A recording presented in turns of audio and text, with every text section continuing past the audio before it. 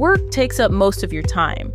That's why you should use Stamps.com to save time with your mailing and shipping. Stamps.com will simplify your postage needs and add valuable time back into your workday, so you have flexibility to focus on more important things. Stamps.com can handle your mailing and shipping needs with rates up to 88% off UPS and USPS. Send invoices, checks, certified mail, packages, and anything else you need to keep your business running with Stamps.com.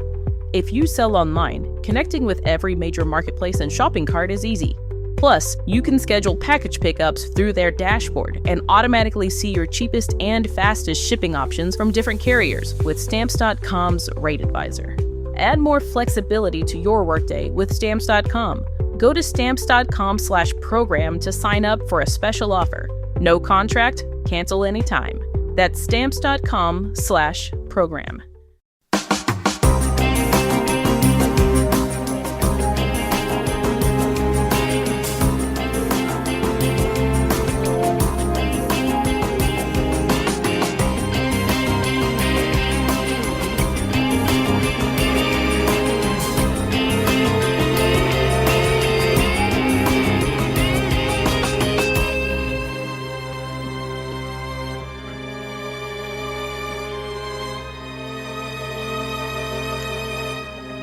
Hello, everyone, and welcome to the premiere episode of our new podcast, True Crime All the Time, Unsolved. I'm your host, Mike Ferguson, and with me, as always, is my partner in true crime, Mike Gibson. Gibby, how are you today? I'm great, man. It's always good. It's a good day. Now, I know a lot of you listeners will be coming over from our popular true crime podcast, True Crime All the Time. You know, we started this new one, Unsolved, as almost what you would call a spinoff to focus on unsolved crimes. But for those of you that are joining us for the first time, welcome. We appreciate it. As always, we talk about in our other podcast. Visit our website at truecrimeallthetime.com. You'll find all of our contact information there. We're using that site for both podcasts. So I'll probably say that for the first few podcasts just to make sure everybody knows. So while you're out at the website, definitely click on the Patreon button. That will take you to our Patreon page. You can help support the show for as little as $2 a month. Gibby and I have been trying to add new content to the Patreon page, definitely at least weekly at a minimum. And then one last announcement is I finally placed an order for some True Crime All the Time merchandise. So that's going to be here pretty soon, and I'll definitely let everybody know on both of the podcasts when that comes in. I'm still working on Gibby wear. Gibby wear will maybe be a thing. Right. It will be. But to start, you know, we've got some coffee mugs, mouse pads, and I'm going to have a store set up. So I'll let everybody know when that stuff is in. So Gibby, we have a very special guest with us today. I'm excited. On Skype, and I think it's about time that we introduce her. Her name is Jennifer LeCornu Carrieri. Yeah. Do you want to go Jennifer or Jenny? Jenny. Jenny, okay. So we'll say Jenny. So Jenny, how are you today? Very good, thank you. So a little background. Jenny and I met through Twitter, and this was right around the time that Gibby and I started talking about doing this spin-off podcast, True Crime All the Time, Unsolved. Jenny's story, it caught me somehow. And if you look at her Twitter picture, I guess that's what got me, Jenny. I mean, right from the start, your Twitter picture, which is basically you and your identical twin sister. Yes. With, and describe, it's almost like a break down the middle. Correct. Yes. That was I did the show Crime Watch Daily. Okay. And that was actually a screenshot from the show that they had done. Yes. It's a crack down the middle in between us. And that it just, there was something about that picture that just grabbed me. You know, I explained to Jenny what we were doing with the new podcast.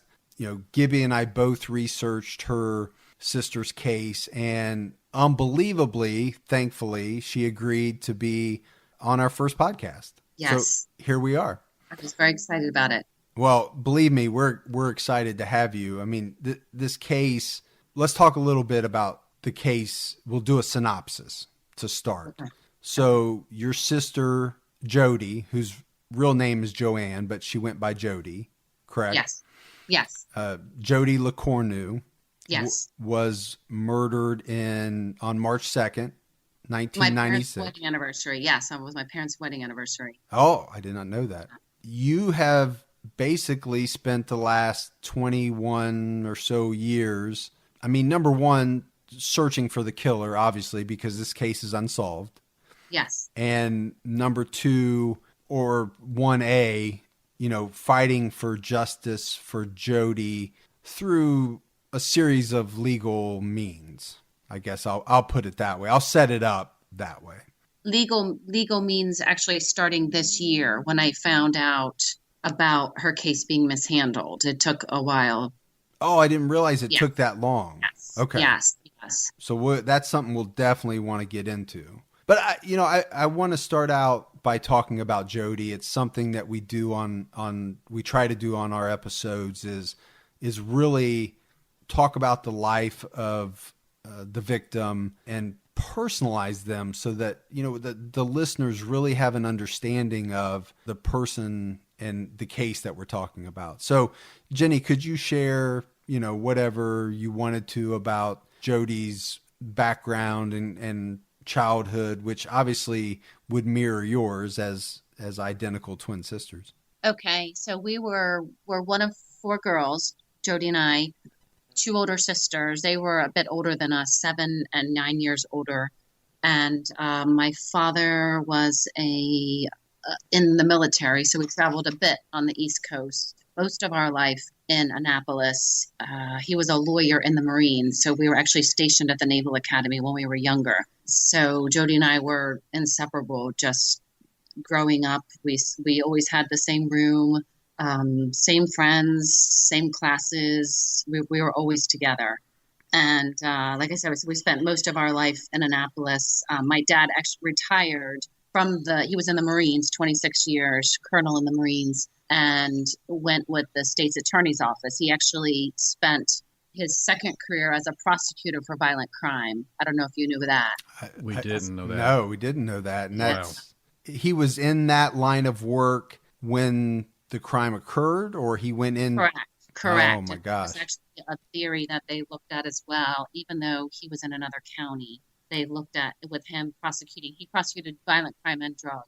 So as retaliation is what you're Yes. saying was Yes. looked at. So we grew up in Annapolis, went to high school there, and we had a very nice childhood growing up, and like I said, we spent all our time together. Well, one of the pictures that I saw was the two of you in what appeared to be maybe like a school outfit. Yes, we went to St. Mary's in Annapolis. Yes. So it was almost like a green plaid skirts and like a button-down long sleeve shirt. We weren't Catholic. We were one of the few families there that was not Catholic. My Jody and I had some problems growing up. We were in the public school. When we were young, I'll start with how all the drinking started with my sister and I and the drugs. My father, we actually put him in rehab when we were young. We had a family intervention. Jody and I were in 6th grade. Unfortunately, he struggled with alcohol and depression and pills. And he was a brilliant man. He was lawyer, colonel in the Marines, but he suffered with these problems that happened when we were young. And ironically, not long after that, when Jody and I were in middle school, we started drinking, and he was actually drinking again. So our first drink was his vodka. And so that's sort of how our path started. As you'll hear in the story, her drinking was a bit out of hand as she got older. My parents were concerned. So that's why they put us in St. Mary's, the private school. They thought that would help keep us straight, if that makes sense. So did it? No. No, it didn't. No, it did not. It was actually, we grew up very fast in kind of this fast-paced life. So let me say this. It's amazing that you're willing to be so open, because there's so many people that struggle with these same types of problems. I think it's important for the listeners to know, because I'm sure there's a lot of listeners out there struggling with those same problems right now. And we all didn't grow up with the Leave It to Beaver. I mean, you had a great family. I'm not saying that, Correct. but Correct. A lot of us went down different paths, or we went down the bad path for a period of time. Absolutely, we did. I appreciate you saying that, because I've spent a lot of my life, I mean, definitely when we were young, with my sister and I getting in trouble and my father being in rehab, we were definitely in a small town that we were the family with all eyes upon. Do you know what I mean? Right. And, I was, I want to say, I sort of hid my life for so long. I mean, we both struggled with eating disorders, and, there was a lot of things going on. And as I've gotten to the point in my life that I'm not embarrassed about it anymore, and I want to talk about it. And if I can help people, I actually moved away. We weren't living together when she died, because I had decided I was going to move away and just separate and try to get my life. We were both in rehab together. We both ran away. We both got brought back. And well, I guess we'll get to that point, but it's important. I mean, that information is important. And the fact that you're willing to share it is important, because my perspective, and Gibby, you and I have talked about this on our other podcast a lot, when we've had victims that have had, that have done things that in their past that didn't mean they didn't deserve what happened to them. Right. And people know, listening in the audience, that everybody has these foibles, and it didn't mean that she should have ever had what happened. Right. I mean, no doubt about it. I've got skeletons in my closet, if you want to call them skeletons. Yeah, right? We all do. Yeah. I mean, there's things that during my childhood, my and I think early adulthood, right? I think it's what makes us human, right? We're Absolutely. not robots. Right. We've made mistakes, but that it humanizes Jody, I think, to the point where people will, especially people listening, they'll understand. I mean, she was going through things. You were going through things. Yeah. Right. I mean, she just wasn't this beautiful girl. Yes. I mean, she was stunning, but she was more, she had other things going on. She had, if you just look at the facade, you would never imagine I would take, right? Not from the pictures. Not from the pictures, right? Yes. But to know that, she had her own internal struggles as well as you did. Yeah. And Jenny, it's important to the case, right? So I think it's important to set up, unless there was anything else that you wanted to say about background or anything before we get in the case. But from what I understand, she was a great sister. I mean, she was just a kind, wonderful, loving, just enjoyed life, even though she struggled. I mean, it was just heartbreaking to see when we were both in it growing. This sort of lasted it lasted all of our high school years, and my parents did a lot of things to try to help us, and, psychiatrists and group, my dad would send us, with him being at the state's attorney's office, there was lots of programs for children, lack of a better word, at risk. Maybe children. Today they would call it at risk. Children. So they would send us up places and my dad would take us to the 12-step meetings with him. And, because he was struggling as well. You know what I mean? So it was like all of us struggling at that point. And that makes it very, very interesting dynamic as we jump into this case. So I think we've got to get to March 2nd, 1996. So Jenny, I don't know if you want to walk us through that. Yes. Okay. So what happened was, so I had moved out. I had made my way. Actually, my parents had, I'll just start back a little bit why we weren't together, because we were always together, but we were in the rehab together. I was in there 9 months. I told you I'd run away. It was in Virginia, and my parents brought me back, and then she ran away. We weren't allowed to be near each other in the rehab. That was the first time we'd ever been separated. We weren't allowed to talk to each other, look at each other. That had to have been very, very hard. Yes. Very hard. And they called us druggy sisters. The place was called Straight in Springfield, Virginia. And so we both ran away to the same place, Ocean City in Maryland, but at different times. It was just ironic, I guess, that we both ended up in the same place at different times. So I got brought back. She actually didn't. She actually stayed out of the rehab, but because she had turned 18 by that time, and she had. That's how. Then she ended up in Baltimore with some friends, and so that's how she ended up there. And then when I got out, my parents sent me to a dude ranch in Wyoming they didn't like the boyfriend I was with. So because he was a staff member at the rehab and they thought he was a drug dealer and things like that. So that's a whole nother story. But so wait a minute. Are we talking like City Slickers Dude Ranch or in Du Bois, Wyoming? It was it was great. It was a great experience being there. But my mom's family, a lot of her family had retired out there in Jackson Hole, Wyoming. So this was before it was big. Yeah, that's really big now.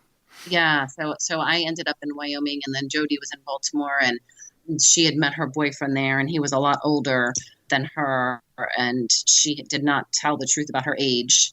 She really liked him, and so he didn't find out for a couple years. he would joke about it. She was 21 for like 4 years, but she was but she was a lot younger than he was. But they ended up moving in together, and that's the boyfriend that she was with when she died. And they both struggled with alcohol, and it progressively got worse with the both of them.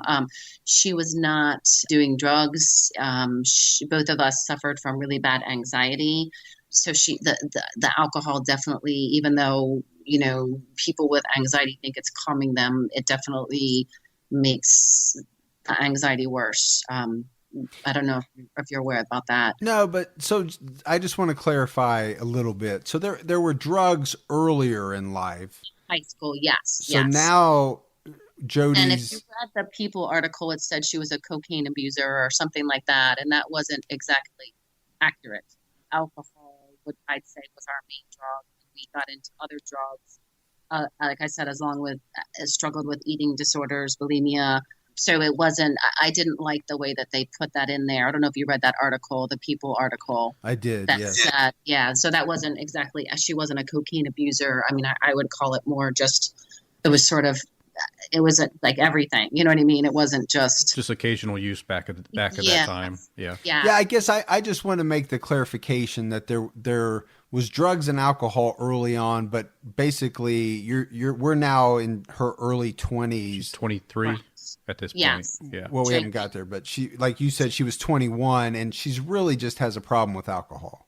Correct. At that point. Yes. And I knew, and I don't know at what point, the doctor gave her Xanax for her anxiety. We both had medication for our anxiety. I suffered with severe panic attacks, and she had similar attacks, with the heart racing. And I mean, it's pretty, I think a lot of people talk about it, anxiety. So was she taking the Xanax or Ativan kind of stuff and drank with it as well? Probably. Okay. I don't know. It was later on that I knew about the Xanax. I don't know that was like a long period, but I think the more you get into your addiction and the drinking, it's just sort of this vicious cycle, and it just makes you more anxious, more than likely, because her drinking progressed. So probably, yes. So take us up to the point where she's 23. Okay. And she's living in Baltimore. Correct. Is she living in, now there are some rough parts of Baltimore, correct? Yes. So she's living in Towson and on York Road, not a bad area where she was. I mean, it was actually, she was on the Baltimore County, Baltimore City line right there. And she's attending Towson. She's taking classes. She waitressed for a long time. And then the last few months, she had got a job at Eastern Savings Bank, and that was above Towson. That's where she was working. And I'm not sure if that last semester, if she was taking any night classes, I'm not sure. But she was working at the bank those last couple of months. And the last time I saw her was the Christmas before that. I had come home, and she spent a lot of time at this bar, the Mount Washington Tavern. When I would visit her, we would go to this bar. That was one of her favorite places to go. It's interesting. She was scared living in Baltimore. She was scared a lot.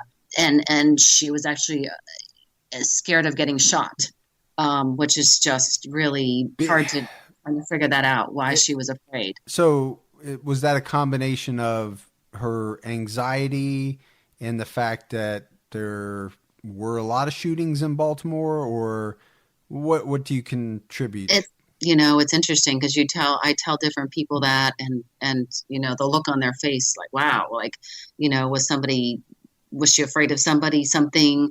It's hard to say, She never told you specifically why. Yeah, I mean, could have been just that the circle of friends, her social network at that time maybe made her feel a little uneasy, maybe? I don't know. I think it was more a combination of just being in Baltimore and her anxiety, and that's possible. I mean, with me not being there, but I mean, it's possible. I mean, I think about this a lot. Was there things she was doing, or there's things that I didn't know about, with me being so far away, things she didn't tell me. Right, because you see her last Christmas 95.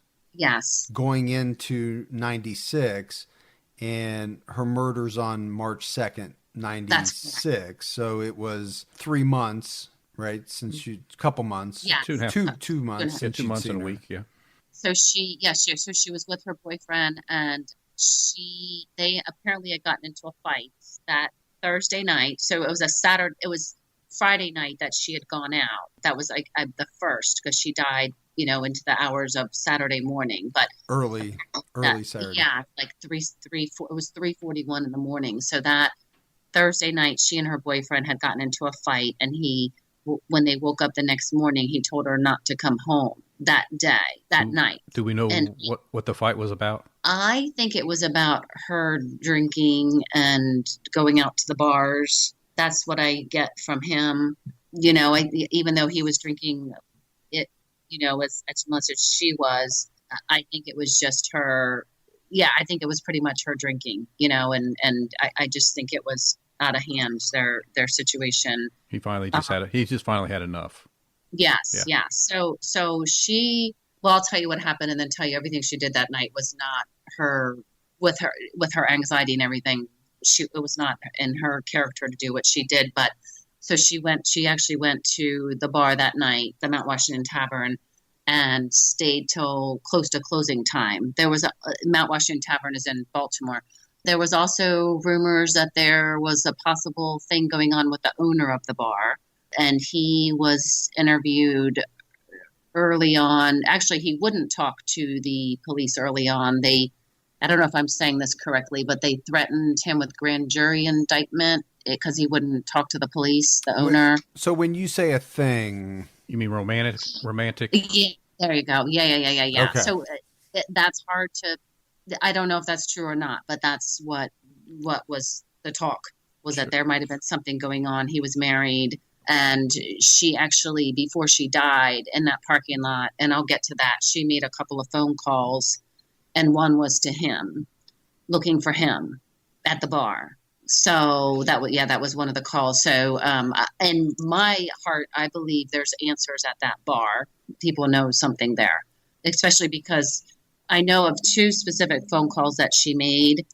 There might have been one more, but they knew she was in this parking lot at the Mount Washington Tavern where she was. And it was, a few minutes away. She was a minute from her house and a few minutes from the bar. So she was in the bar, and she stayed till almost, not sure exactly what time she left, but it was close to closing time. And there was an employee there. I don't know how to say, he was mentally handicapped. He had some sort of handicap, so he couldn't drive. And somebody had asked her to drive him home, which she never would have done that. It was snowing that night, like I said, because she was afraid of everything. But so she ended up driving this employee home. And then she stopped at a liquor store that was open. So some sort of packaging store, and bought a 6-pack of beer, which leads you to believe maybe she was going to meet somebody. Because, so I'm sorry to stop you, Jenny. No, go ahead. I just want to clarify. Your thought is she had no plans of going home because her boyfriend had kicked her out. That's correct. That's okay. correct. I just want to make sure. I thought that was the case. Right. And then she's been at the bar socializing, drinking. It's closing time. She leaves. She takes this individual that needed a ride home. Then she stops off at the packaging store or a convenience store is what we have around here, right? Yeah. Goes in, gets Yes. a 6-pack of beer, which I would think too that she's picking this up to go meet somebody, right? I mean, I don't think Well, it doesn't sound like you would guess sit in your car and drink 6-pack of beer. Yeah, I guess the reason why I was heading down that path is because, and maybe you already know, but where is she going? Exactly. What was her plan to stay? Where was she going to stay? She had a plan because she would never, first of all, she wouldn't have even driven in the snow. Like that would have scared her too, to drive in the snow. It was snowing that night. And she would have had a plan. She wouldn't have had a plan of going to sit in the parking lot all night with her fears. Do you see what I'm saying? Right. Like, she's not going to ride out the night in her car. Yeah. So she gets a 6-pack of beer and probably starts, and I guess it's where you're headed, probably starts making phone calls to find out where she will be staying. Or she's waiting for somebody, and if it's something to do with the bar, she's calling the bar. And then she called, I'll explain the other phone call that I know about. Like I said, there might have been another one, but she would not have had a plan of sleeping in a parking lot in the middle of the night. She had tons of friends. She would have made a plan to go to one of their houses. It just does not make any sense that she would just go aimlessly and not go anywhere. That's why that I think she knew somebody. Okay. So she goes. Yeah, go ahead. So she left the convenience store, the packaging store, with her beer, and then she just goes down the road not even Couple minutes. couple 5 minutes, and then pulls into what is it, like just an empty parking lot? Yes, Caldor. It was formerly known as Cal. I don't know what kind of store it was, but it was Right. called Caldor, and now it's the Drum Castle Shopping Center on York Road. It's a government buildings now. Yeah, so it was whatever it was a closed business, right? They weren't open that late at night, and she just pulls into the parking lot to start making some phone calls. That's correct. There's so when she's in the parking lot, there's a ATM with a camera there, and that's where they got one of the videos from there. Parallel to her is a 24-hour gas station. So there was, I believe it was a witness or two that heard the gunshot from that gas station. So across the road is a Boston chicken market. There's people there unloading the trucks, even though it's the middle of the night. And then behind that is the Giant, where she ended up. So she's sitting in this parking lot. The second call that she made, she had a friend of hers that lived with her for a long time, and she called her house and ended up talking to her boyfriend, which is an African-American male, known maybe to be a drug dealer. And he worked at one of the restaurants there as a cook. So she had over 2.5 minute conversation with him, which is, another interesting, what was that conversation about? Never talked to her friend, just talked to the boyfriend.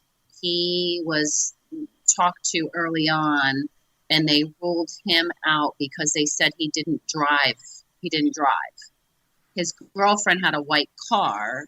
Witnesses saw a white BMW, is what they say, a BMW. So, later on when I talked to the detectives about it, after he's been ruled out, they say, oh, well, we can't recall what kind of car he had.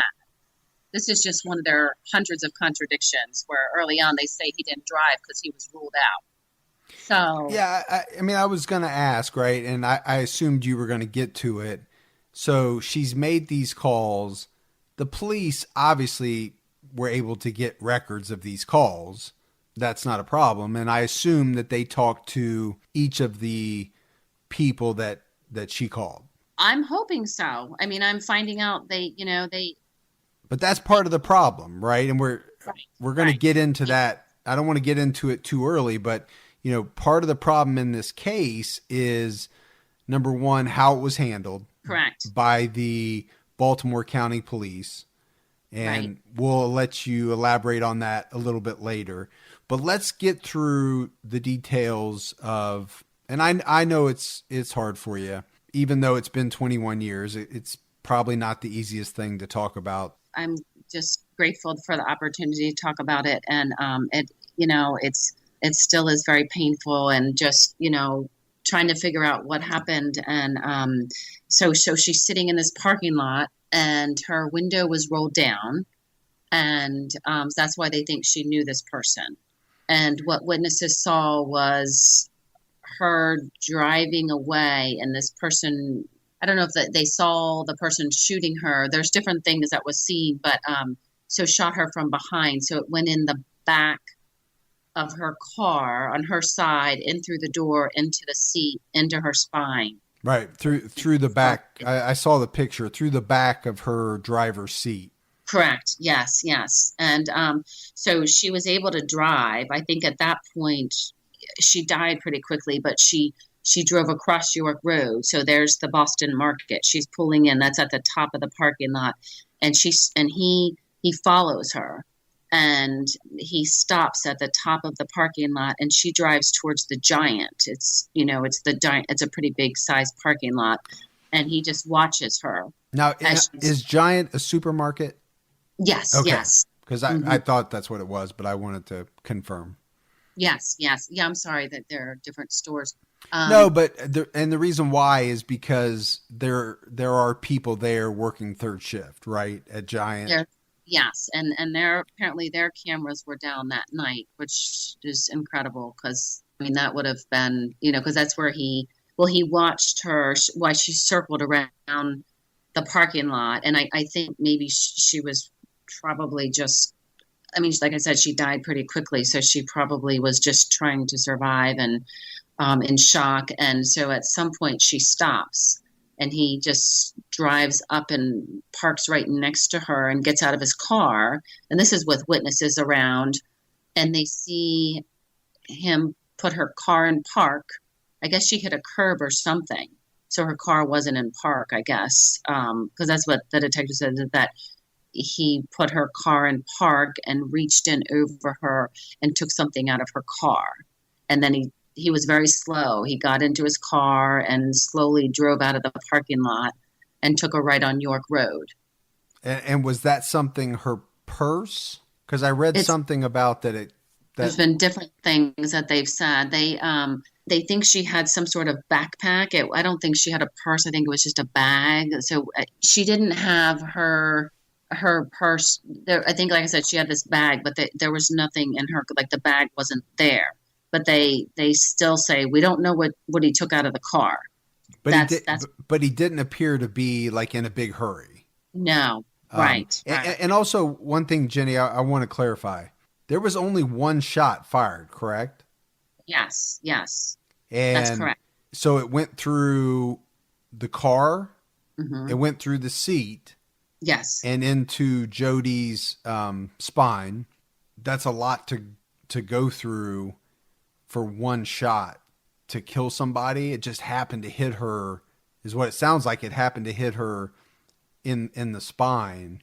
Right. It sounds like she's at the packaging store, convenience store, gets her beer, goes to a couple minutes down the road, pulls over, starts making some phone calls. One of these phone calls is to her girlfriend, but the boyfriend answers.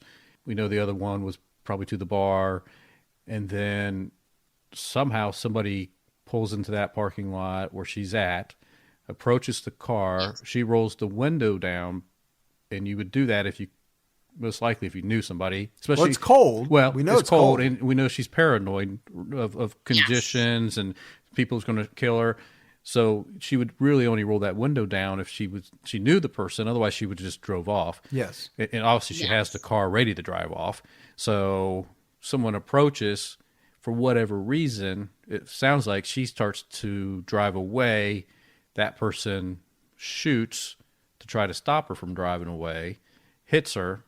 Regardless, she has enough strength in her body to get the car across the street, pulls into the first place, the Boston Market, and then continues on into the Giant supermarket store parking lot.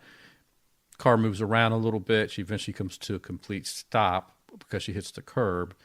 While this is happening, the person that shot her is watching from his vehicle, pulls up, gets in, reaches over, puts her car in park so it doesn't move anymore, and then takes some object out of her car, a purse, backpack, a packaging of something and gets in his car slowly, not trying to get any more attention on himself, and drives off. So Jenny, one thing I want to ask, what is it that we know for sure about this person? One, that they were driving a white car that appeared to be something like a BMW. Yes. Do we know the race? Were there witnesses? There were witnesses, African American male. They think maybe in his 30s. Yeah, there are fingerprints as well. Fingerprints, witnesses, videos. They said he had an army type fatigue jacket. I did read that. Yeah, but those fingerprints to date have never matched anybody that's ever, at least what I read, right? They've never matched anybody that's been in the system. That's correct. Yes. And did they take the fingerprint at all of the girlfriend's boyfriend? You would hope, you would wonder. I don't know. If you were to ask me, probably not. It seems like they ruled him out pretty early on. We found the fingerprinting kit in her car. When they gave us her car back, they'd left the fingerprinting kit in the car. That seems pretty suspect. Yeah, that's a little alarming, actually. Yes. We found the kit, and they didn't even keep the car for very long. You would have thought they would have kept it. And they ruled this person out solely based on the fact that it was known that he didn't drive. That's what they told me. Yes. Right. Yes. So I think a lot of the problem is that you're in the dark about a lot of what happened, because the police, either for whatever reason, because they can't, because it's an ongoing investigation, or they haven't shared a lot of the answers to some of these really burning questions. Yes, but it actually hasn't been an ongoing investigation because they haven't really been working on her case. That's the bottom line. That's what I've found out over the years. So I just wanted to throw that out there. Yeah, and I'm very interested to get into that part. What else is there that we should know about? Because this is so different than Gibby, than our other podcasts, right? We already knew the answers to what happened. This podcast, we don't know what happened. And part of what I was telling Jenny when we talked the other day is there's going to be a lot of people listening to this podcast. And there's going to be a lot of people that are from across the country. What are the chances? I don't know what they are. I'm hoping that, and I think Jenny is too, that there's somebody out there that knows something about this case that either they've been too afraid to date to come forward and talk about, or they're hearing something that triggers something in their memory that they either repressed or haven't thought about in such a long time, but it triggers it to say, oh my gosh, I may know something about this. And Jenny, at the end, we are going to tell everybody the different avenues that they can reach out and contact. But that's what we're hoping happens. I want nothing more, and I know Jenny wants nothing more than to solve this case. So what other details do we need to give people about that morning of the 2nd? There's several. I know there's two suspects. I don't know if you want, if that's, I'm trying to think about that morning. I think definitely if anybody is familiar with the Mount Washington Tavern, I just feel, I said that a little while ago, that I feel that there's people there that know something. Well, the owner said when I didn't talk to him for a long time. I knew him, didn't talk to him for a long years because, the police were, questioning him and things like that. And so what he had told me, and this was hard for me to believe, is that his reason why she called the bar was she was looking for drugs. That basically she wasn't looking for him. She was looking for drugs. But what was known is that she was looking for him. Well, because at this point, your understanding is that she wasn't into the drugs. Correct. She was into Yes. the alcohol, but she wasn't into the drugs. And I assume that's why you're saying you find it hard to believe. Yes. that Yeah. I mean, story. I'm not going to rule anything out. I mean, I certainly am not, I'm Sure. open to anything. There's lots of theories about what happened. Sure. But So even if someone thinks that the theory is drug related, then fine. Then help us out, right? By right.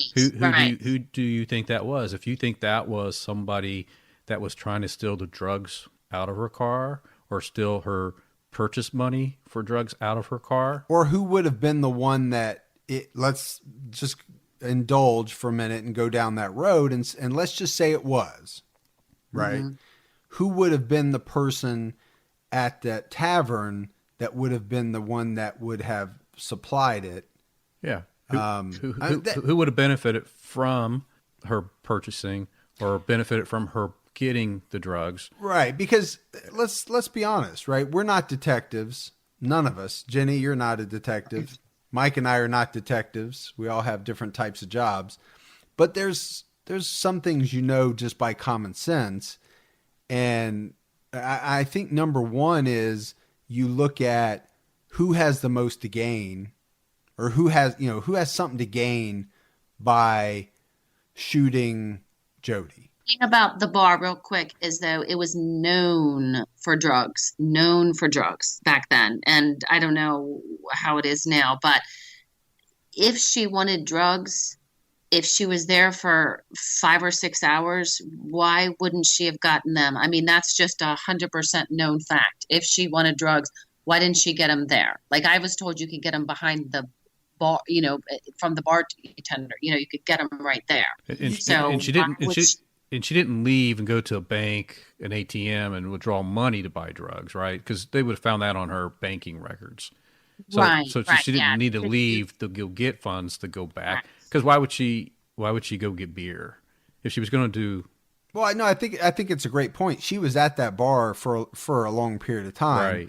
If that was the intent to buy drugs at the bar, she would have bought them during the period of time that she was there. She wouldn't leave at 2 or 2:30 or whatever it was. And go down the road a few minutes and then call back and say, hey, Right. bring me now some. I've just realized that I need drugs. Right. That doesn't.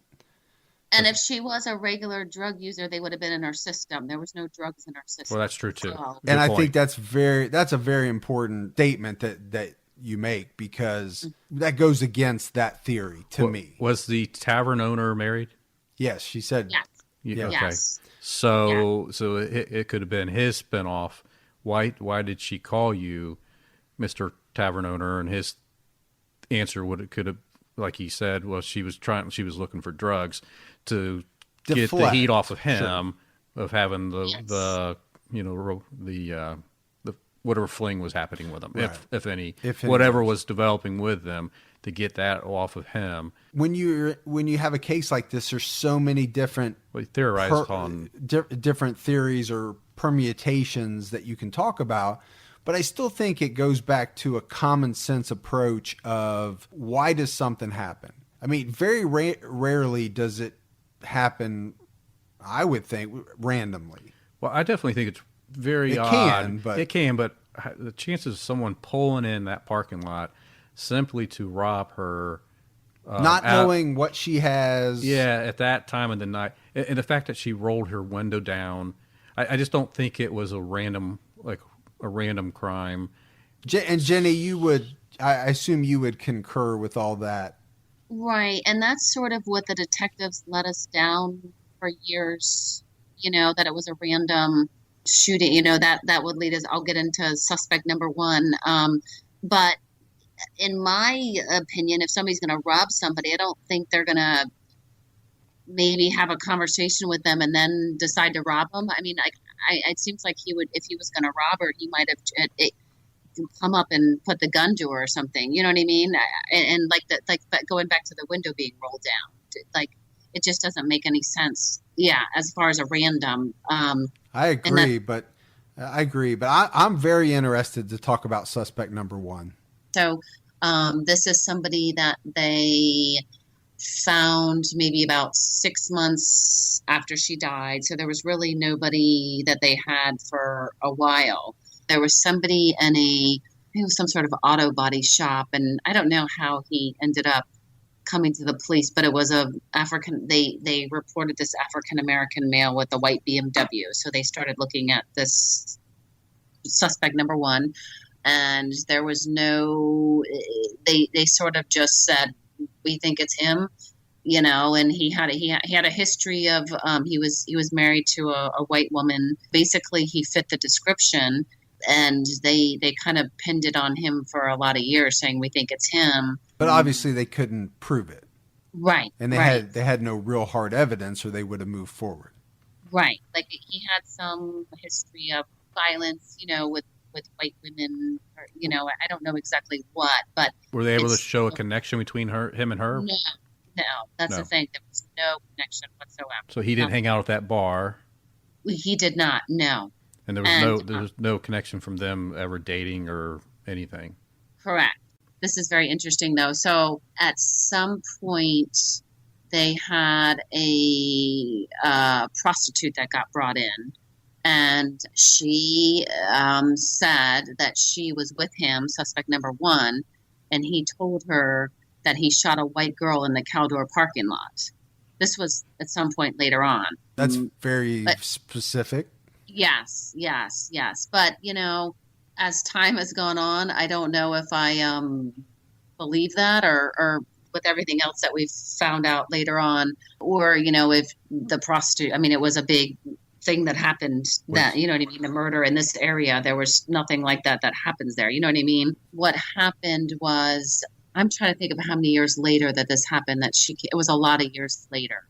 So, okay, so they were going to this is what their plan was, the detectives. They were going to wiretap her, and they were going to put an ad in the paper about Jody's murder, hoping that, I guess, they'd get up and have coffee and read the paper and talk about the paper, right? So this gentleman and the prostitute. Correct. They were going to put an ad in the paper thinking they were going to pick up the paper and read the paper, and then he was going to talk about it. Does that make sense? Yeah. While she was wired, and he would say something to incriminate himself. Right. So they never ended up doing that because he got arrested for threatening his wife. And they told me that they couldn't follow through on this because they had to lock him up. So they never did anything else to follow through at all. They never went in to talk to him. They never did anything. They never...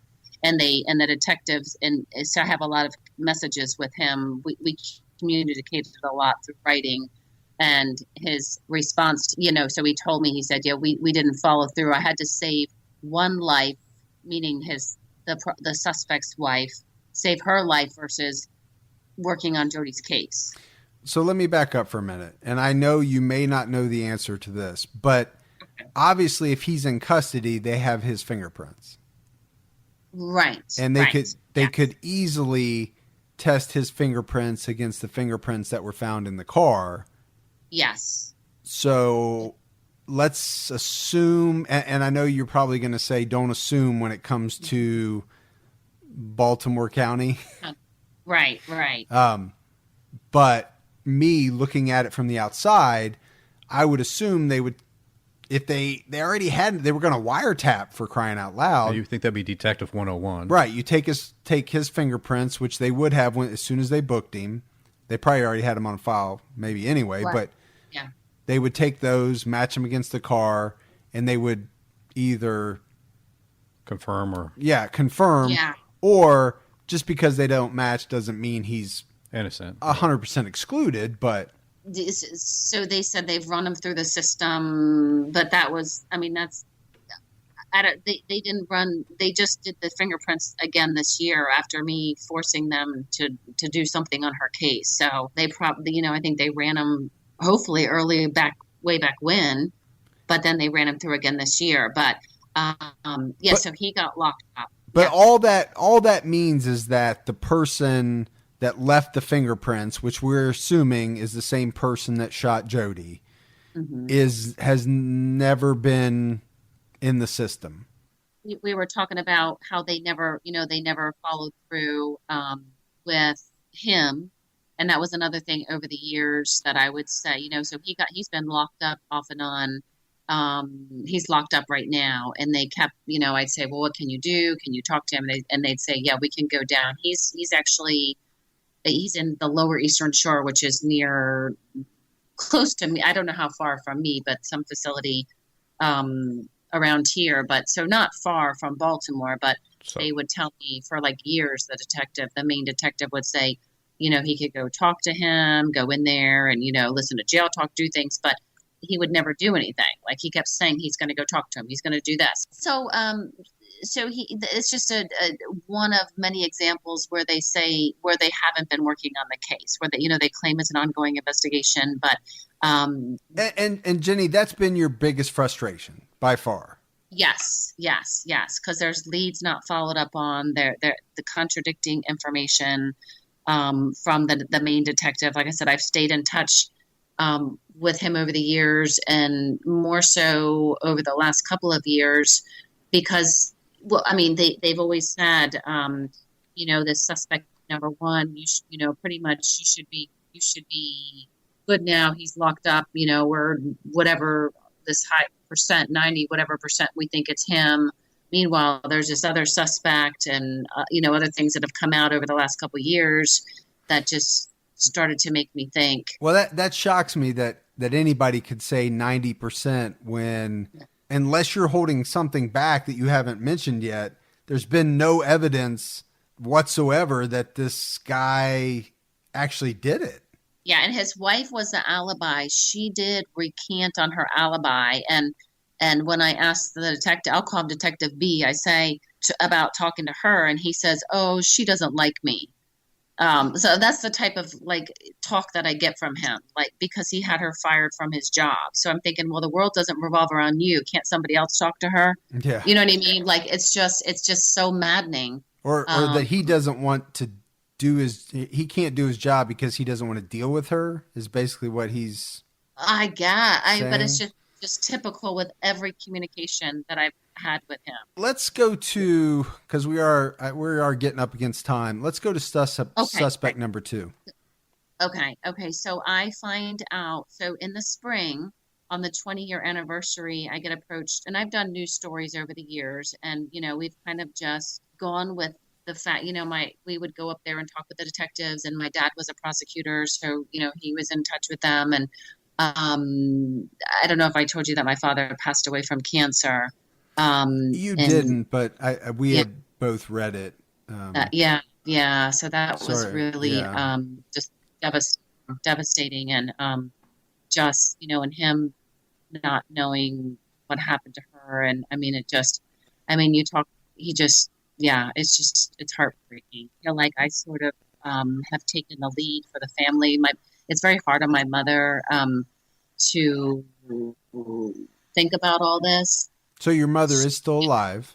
She's still alive. Yeah, she's still in the same house that we grew up in.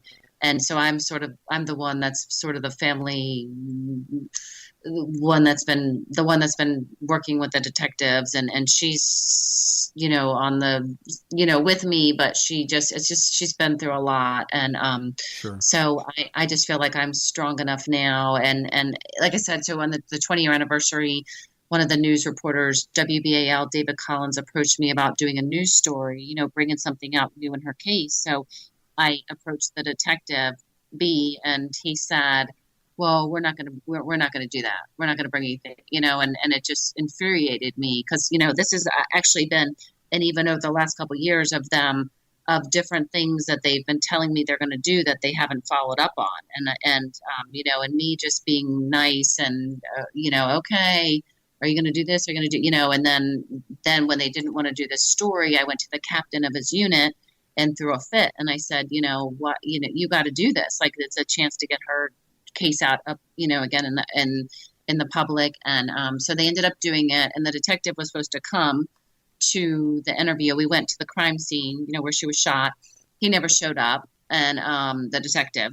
And so I did the story, and at that point, the other Baltimore news stations picked up the story. That's where I started doing the stories, and I just decided that I just started looking into things, like going back through all the messages from the detective and seeing that things weren't adding up and not making sense. And I started with the Mount Washington Tavern and called the owner. And when I called him, and I knew him. I mean, he knew me. He knew my sister. He was investigated for a murder, and he acted like he didn't know me. He said, "I have to tell you, I didn't recognize your name." And I'm thinking, you don't get like investigated for a murder and not remember that. You know what I mean? Right. And so that was very odd to me. And he immediately wanted to tell me that Jody was doing drugs. And, everybody likes to say that, oh, she was doing drugs. And I said, did you see her doing drugs? He said, oh, no. And it's frustrating. And to tell me that there was no drugs in his bar. And but he was cleared, I take it. Yeah. I mean, they had to have looked at him, given the facts that have been laid out and the facts that I read, and right. Given the fact that there may have been a relationship and that he was married and that she called him, he had to have been looked at. Now, we're assuming that the police did what they were supposed to do, right? So we are making an assumption here. So I find out from him, from some of his, one of his bartenders, he said, well, and I didn't say anything to him about suspects or anything like that. He said, Jody was hanging out with suspect number 2. And I'm like, what? Because, he doesn't know what I know. Does that make sense? He doesn't know. Does that make sense? Not yet. Okay. Try to bring it full circle. And I know. Okay.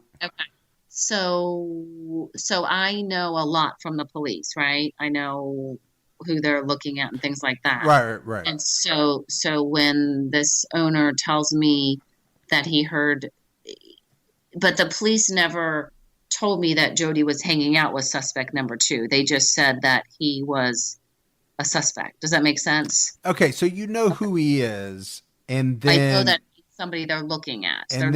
Right, and then you find out from another person that she had been hanging out with him. Right. Yep. And he says, my bartender told me about this, and he said, I would have thought it was a done deal with the cops, with the police, like that with this information. So my heart just like sunk. I'm thinking, what? Like I had never heard that Jody actually hung out with this person. And Jenny, I assume that this person matches the description of the person that was seen at the crime. Right. Okay. So I immediately get a hold of the main detective, and I said, and he said the police know about this. The police know that Jody was hanging out with him. So I immediately get a hold of the detective, and he said, no, we've never heard that. So he's a suspect, but they'd never heard that Jody was at a house with him, was seen with him. And they told me like he was the second suspect because they said he didn't drive a white BMW. They said he drove a green BMW. So in all my research, if you see the Crime Watch video, he has a white BMW from what we've been told by one of the witnesses who, confirmed that. And they lied to me about interviewing that witness that's hidden. He was never interviewed. So time-wise, when did you find this information out? In the spring. Of just last year? Yeah, just this last spring. Yeah. So 20 years on, almost 20 years exactly, right? Because it'll be 21 this March. Mm-hmm. Okay. So, and I think that's one of the interesting things about what you're doing is that a lot of stuff lay dormant for a long time. Right. For long stretches of time. Because we were told it's this one person and you were also told that maybe some things were being done when they weren't. And now all of a sudden within the last year, you found out a lot more information than you ever knew before. Mm-hmm. Right. Including suspect number 2. And they tell us that they didn't know any of these things that that a lot of people know about, which is just so interesting. People have told me that that the police know this, the people from the bar, that they've been told this information about Jody and this person. And they said they'd never heard it before. So it's just very interesting. Yeah, so you're being told it's kind of common knowledge that suspect number 2 and your sister hung out. Right. Right, and that suspect number 2 drives a white BMW at that time. Right, and that suspect number 2 fits the physical appearance of the shooter. Right. Okay? That sounds like a pretty big deal. To me, it does. Well, especially when the detectives are saying, what, they're not aware of that? Yeah. And the lying about the witness. I mean, I have it in writing several times. I even asked the detective about suspect number 2. I said, did you he's the main detective. He said, nothing's done on the case without him. And I said, did you interview suspect number 2? His response is, I can't remember off the top of my head if I interviewed him. Let me ask you this. This is Baltimore County. Correct. Tell me how Baltimore City PD has stepped into this case. The chief of Baltimore City wrote me a handwritten letter, Baltimore City Police, and said that he, was so touched to, about Jody's story, because I did an article in the Baltimore Sun, so it was on the front page, and he said that his department is ready to assist in any way that they can. He had the major of his department call me, and they reached out to Baltimore County, and Baltimore County said, no, thank you, we don't need your help.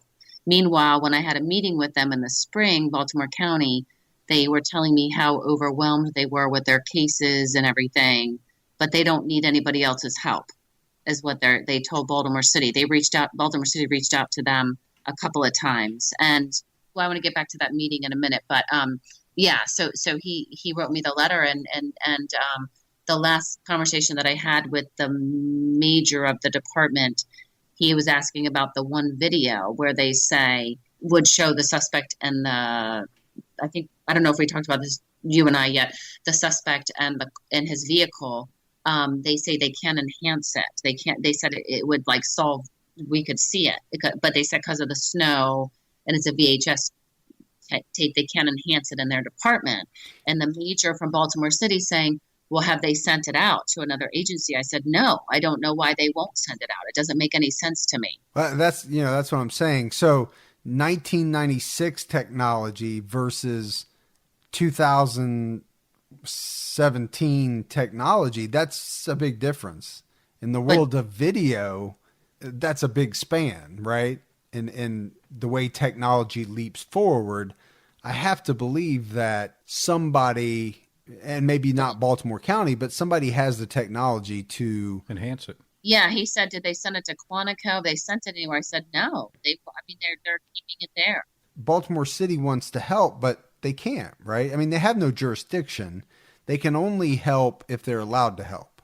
Yeah, and they Baltimore County basically told them to butt out. And and Baltimore City's got over 300 plus murders, last year. And that was what, some of the news people picked up the story when I got the letter, because they're thinking this is pretty incredible that, he's got his hands full and he's reaching out to help in Baltimore County. Does that make sense? Oh, yeah. No, it sounds amazing. It sounds like what you'd want your police captain to do, or I don't know if you said he was the captain. The chief. Yeah. So the meeting is when I got really frustrated meeting with them. I just felt they, it was the captain, the detective, the lieutenant. There was a few of them there. And I just felt that they were just not wanting me to be there, that's the feeling I got, not wanting to deal with me. And so when I was talking about for the, maybe 50th time about going to talk to the suspect number 1, we were talking about we had a list of things that they were going to do.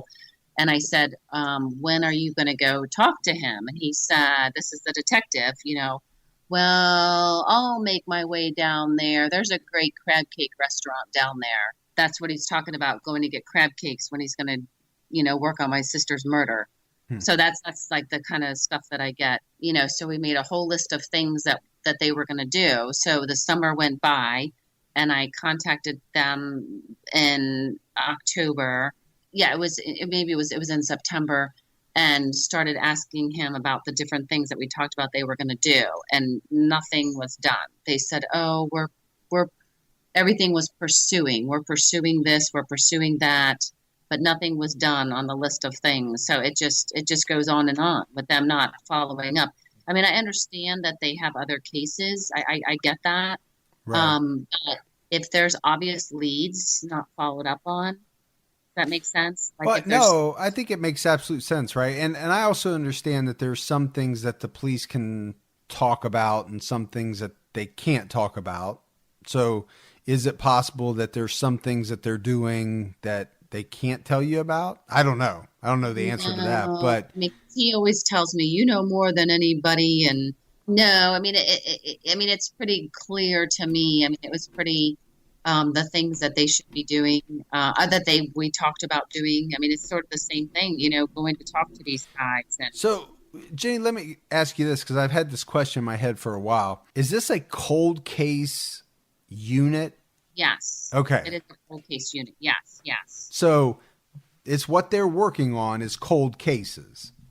Yes. I mean, yes, this yeah, is for not a detective that's working fresh Homicide. and then the next day he needs to take a look at your sister's case, right? This is somebody Correct. that's only working cold cases. Yes. Yes. Okay. Yes. It's in the cold case unit. Yes. Yeah, Yes. I just want to make that distinction because I don't want people thinking out there that, well, of course it's hard for them to get to it because they've got to solve all these other cases that have just occurred. I mean, this is a special cold case unit yes. that's yes, working on a yes. number of whatever that number is, a lot of cold cases. I guess at this point, like we said, I'm just hopeful that there's somebody out there listening that either has known something for the past 21 years and has never come forward, or has heard something that has jogged their memory to the point where something clicked. Right? If that makes sense. Yes. And so let's walk back just a little bit about what we know. Because, I mean, there's not a ton of information about the crime itself. Right. We know Yeah. that the murder happened early morning, March 2nd, 1996. The suspect, by all witness indications, is an African-American male. Age range is what, 20 something to 30? 30s. Yeah, 30s. I was trying to I saw a couple different things. Gib, what'd you have? Yeah, the same thing. 20 something to Mid 20s and mid 30s. 30. Yeah, I think you're right. Yeah. height wise, I saw anywhere 5'10", 6 foot, 6'1", 6'2". Weight around 220. Yep. Yes. 200 yes. 220. And then, like you already mentioned, the person that morning was wearing a green fatigue style coat. But, other than, what am I missing as far as? I mean, you're right about that. There's not a lot. I mean, there's, there was the witnesses there. Yeah, I mean, you pretty much got it all.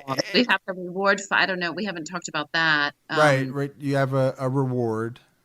$32,000 for information leading to an arrest, I assume. Yes. So you mentioned the witnesses. I assume that those folks are not going to come forward and all of a sudden realize something that they didn't already know. They probably said everything that they saw. I think this case is going to be solved by somebody that has heard, that didn't know at the time maybe, but they've heard something in the last 20 years. I don't know if that makes sense to either one of you. Yes. Relationships change. Yes. Yes. Right. So buddies are really tight at this point in time and they have a falling out years later. Yeah, so the loyalty's not there anymore. Yeah, the loyalty's not there. And that person knows a secret that they would have taken to the grave had the situation with their friend or wife, girlfriend, whatever it is, had that situation not changed, that person would have no reason to say anything, but now maybe they do. Or they have no reason not to come forward, other than the fact that they've known about it for a long time and because I don't think the person that did this would have kept it to themselves. I mean, from what you hear about these people, and probably you guys know, I mean, they talk. I would say that's, yeah. Yeah, I'm sure, It's very unlikely. People, I don't say in every case, but, people get drunk and they tell a story, or they brag, right? There's all kinds of different reasons why people would commit a crime and then tell somebody else. Maybe they spent some time in lockup for something unrelated. I doubt that, though, because then their fingerprints would be in the system. Yeah. And you just said, Jenny, they ran them recently, right? Yeah, I mean it's only, I hate to say it, but it's only because I was on them about doing something about the case. You know what I mean? But they weren't just, right. They did, and they did run it. Well, that's what they told me. Okay, so let's say they did, benefit of the doubt. So that means the person has never been in prison. It's still at large. Has never registered a firearm. Mm-hmm. Is not a teacher. I mean, just think about all the different ways, or reasons why you have to get fingerprinted nowadays. It's not just going to prison. No, it's or going to jail. Job related in some fields. Yeah, a lot of jobs now you have to get fingerprinted. When I went to get my concealed carry license, I had to be fingerprinted. And I guess it's possible that it's somebody else's fingerprints. Does that make sense? I guess. No, it does, right? Because we've seen that before. Those fingerprints could have been there before that day. Could not even be related to this, yes. Right? I mean. Yeah. I don't know how long that they last. Yeah, I don't think we had a lot of people in and out of her car. I mean, so that's, you're hoping that they checked the employees' fingerprints. You know what I mean? That they ruled those out. I think that's the tough part about this case, not knowing or not being able to say what the police has done and who they've checked and obviously, which is why you want your hands on the files. Yeah. Yes. Right. Yes. So let's talk about that, because we're running a little bit long here, but I want you to be able to talk about what you've been up against with this file. Okay. Request. So I filed this summer from, I didn't know that I could I didn't know I had an option to do anything. I mean, I just waiting for them, and this spring getting so frustrated and just sort of having this awakening, like, oh my gosh, like this just, things aren't right here, looking back at all the information that I have and thinking, and finding out, seeing the contradictions and the work not being done and the lying to me about this witness. And I'm thinking, what else is wrong here? You know what I mean? Right. And so, that's when I was told by a reporter I could file this MPIA request for her file. And they did not. So I hired a lawyer and filed for that, and they denied that. They sent a letter to my lawyer citing cases that had nothing to do with a murder. That has nothing. They cited like a burglary and something about a prostitute, some crazy situation that had nothing to do with our case. So they denied the MPIA request. So we went ahead and filed suit for the file. 30 days went by. They waited till the 30th day, the Baltimore County Police, and they came back and said they're hung up in technicalities. They said, you can't sue us. We're not a legal entity. They said you have to sue the county. So which is technically not true, but my lawyer did it anyway, just amended the suit and added the county to the suit. And I've met with the lawyer, and we've talked about, we decided to put together a letter now that we have leverage right now, with the news people. I've done a lot of stories. That one of the concerns with getting the case file is them, they don't want to set precedents for other families getting the case file. Does that make sense? So we put together a letter saying, look, can we talk about getting the file, trying to negotiate with them. Can we get the file outside of court? And he also sent a letter to the judge, as far as with the depositions. And this was in December. We've heard nothing. They haven't responded. They've ignored my lawyer. The judge has not responded as well. He has since, just over about a week and a half ago, sent the deposition notice, the deposition and interrogatories. So we'll be going forward with that. It's not something, it took me a lot of time this summer to really think about moving forward with this lawsuit. I didn't want to do this, to file the suit. I didn't want to cause this big battle, but I felt I just got to the point where I thought, what do I have to lose? They're not doing anything now. They haven't been. So I decided, to move forward with it. But, at this point. So, no, I was just going to say, so Gibby, if she gets the file, does that then lead us into a whole like serial style podcast? Because we've got all this information. Yeah, I mean, in the file. I think to open that, get the follow up through that. That would be very interesting. Yeah, it's critical. Because, great. Obviously we're spending an hour and a half here or whatever it is talking about in broad strokes your sister's case, and we're trying to get out as much information, but there's so much information in that file that if you had that, you would have tons of think it's so material simple to work with. If they just share the file with Baltimore City, I think that helps. That puts a lot of calm in for Jenny, because she'll know that another set of eyes opened it up and looked at it. And yeah, but you see that so often. You see agencies, and I'm not sure what the reason is. Obviously, I've never been in law enforcement, but not wanting to work with or allow other agencies to come in and kind of be a part. I mean, you see that happen all the time. Right. And I don't know exactly what the reason is. Yeah, but share the file. Share the file with with the private investigator. What can it hurt? I agree. But so, I mean, I guess, Jenny, that's still ongoing, right? The lawsuit? Yeah. Yes. Yeah. So they my lawyer set the deposition notice for March 2nd. So you'll actually the depositions on the anniversary. Yeah. Which I thought was.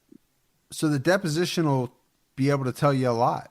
Right. But I mean, I'm concerned. He said, don't be surprised if they ask for a protective order, meaning, I guess they'll try not to give much information.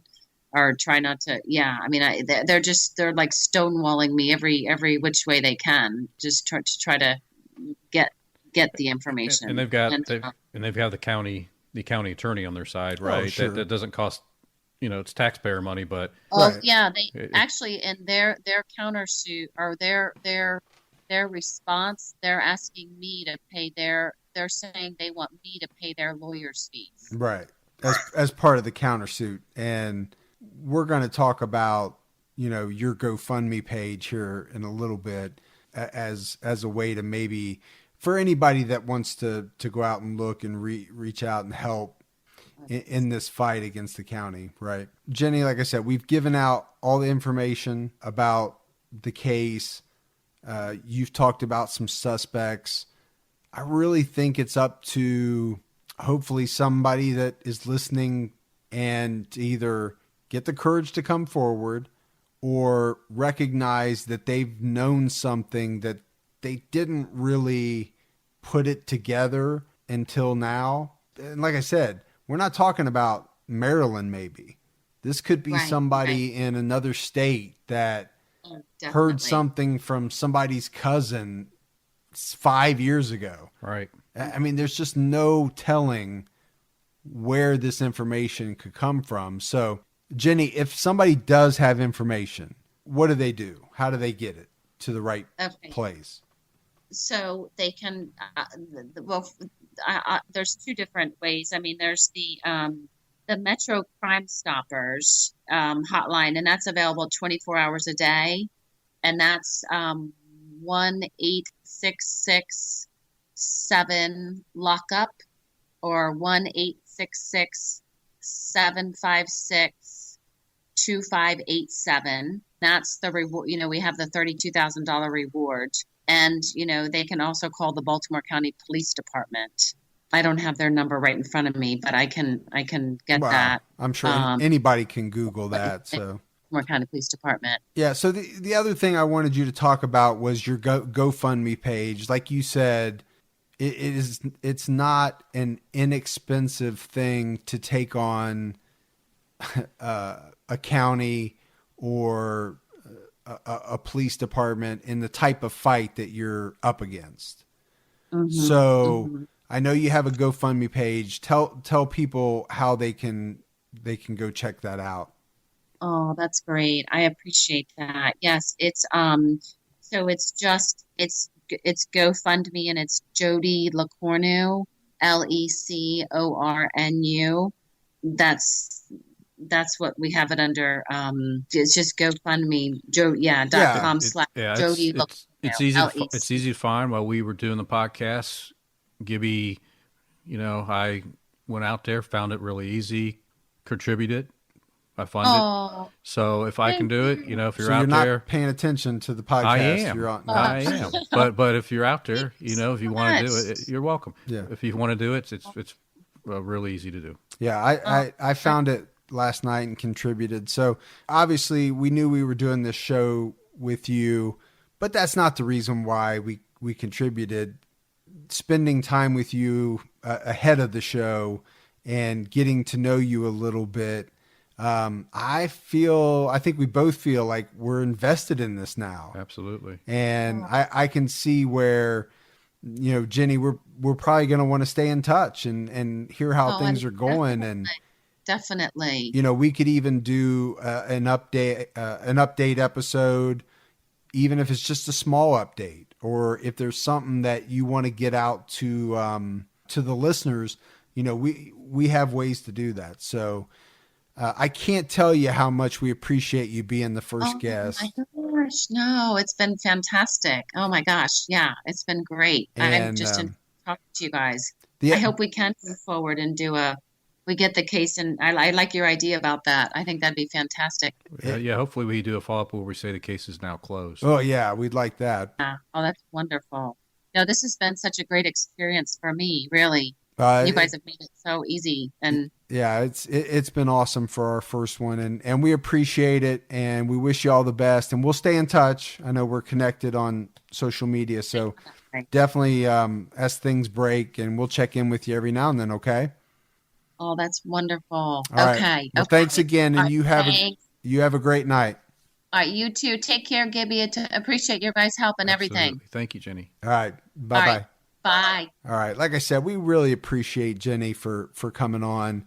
It's a sad story, Gibby. Absolutely. And different from any other podcast that we've done before. She did the majority of the talking, and we wanted her to be able to get her story out there. And, like I said, it would be amazing if somehow this podcast was able to reach somebody that knew something, and that led to solving this 21-year-old case. Yeah. If it's somebody, like you said, coming forward with any bit of information, if it's somebody coming forward that can help her to figure out how to get her hands on this file so they can open it back up and maybe get, closure that way. And I said something during the episode where somebody might not want to come forward after all this time because they've known for X amount. There's so many ways to get your information anonymously. Sure it is. Yeah. I mean, there is. And most of that Crime Stopper is anonymous. Yeah. So they're just wanting you to call and you leave whatever, no matter how silly, small. They don't care. They don't care. Leave it, and then they're able to look at it and figure out what they can do with it. That's the first episode of True Crime All the Time Unsolved in the bag. Gibby, we got a lot more in us. We do. All right. Well, everybody, stay safe and keep your own time ticking.